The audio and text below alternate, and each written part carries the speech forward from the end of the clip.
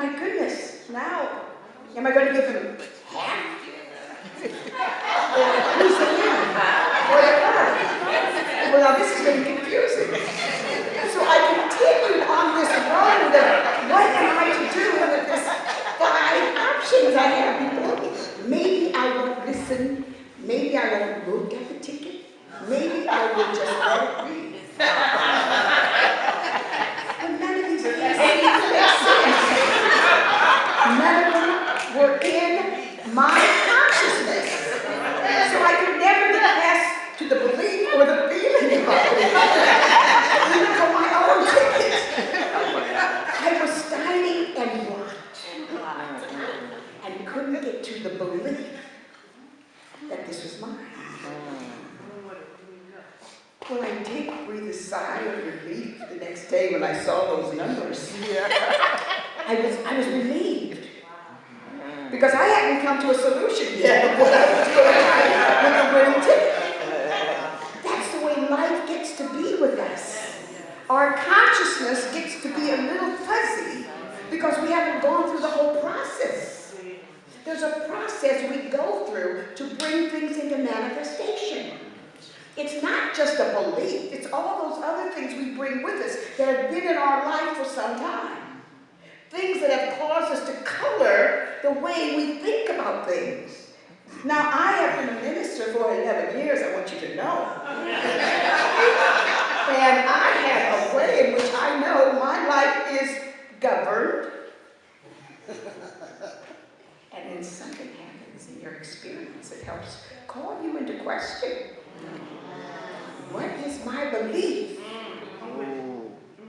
If given the opportunity, what would you do? How would you respond? A quarter of a billion? This was like 300 and some million. So how would you handle that? What would you do about it? The questions that keep your internal dialogue going. This is how you clean out all that other stuff that's in reserve that you've never had to deal with before. It's how you talk to yourself. It's what is that internal dialogue about? What have I been telling myself? If I had $1 billion, I'd be okay. No, you're okay at all. That's right. That's right. We're enough already. The other things that take place are just experiences. Experiences in our lives. We said this in class. I helped students to see that if you started working maybe when you were 20 years old,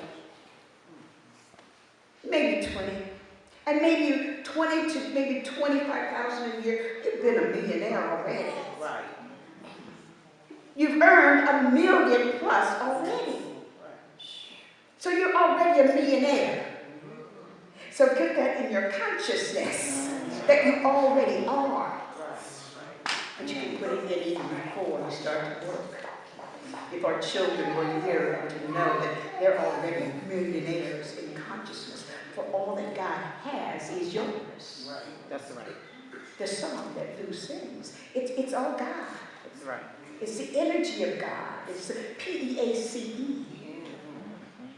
It's all of it. It's God.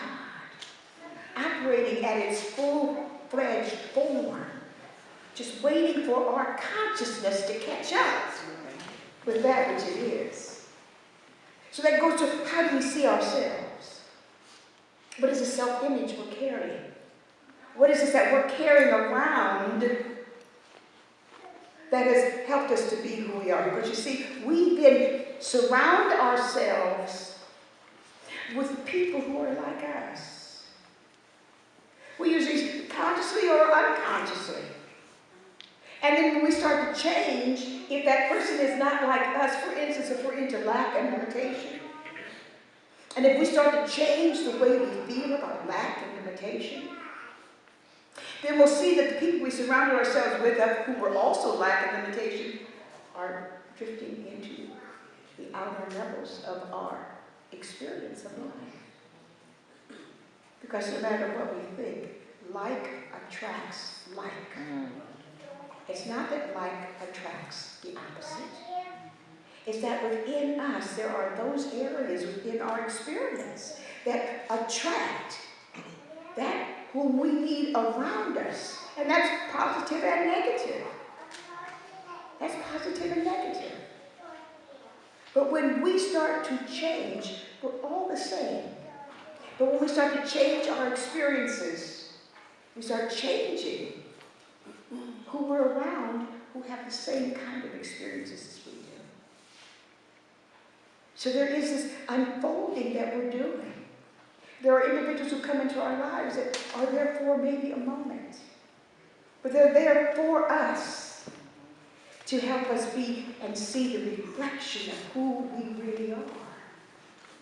They're there for us to help us continue to evolve. This self-image we're carrying around was created and given to us at the time of our own creation. So that self-image, as we're looking below the outer effect, the self-image is pure. It is enough. That self-image that we carry with us at the core of our being is greater than anything that's outside of us. And we allow ourselves to flourish from that position, from all that is taking place in our experiences. They are just experiences. They're not experiences that keep us in bondage. They're not experiences that are out after us. As we say, there are no villains. There are no victims. And we went through that this morning as we were realizing there was no heat. There's no villains in this. We're not the victims in this. We're going through an experience in this. And that experience we know is leading to a greater good. That experience is in the invisible, many of the outpictures that we aren't even able to see or understand. But it's our experience. And those experiences lead us going upward, ever evolving to the higher and greater level that we could even be. Experiences that have a way of changing more experiences that we go through. They're there for the guidance, the self-image, the consciousness. They're there to help us be all that we are to be. On this earthly plane, we deal with effects. We deal with changes. Our consciousness directs us into the level and the way in which we are to change. There is a change coming. We can experience it, we know it. There's no question about it. In all of our life experiences, there are changes taking place. And so it's up to us to look at the change. And to see if it's in alignment with the divine presence of God, that change, bringing us back full circle to who we really are. Or is it leading us in a different path? Leading us outside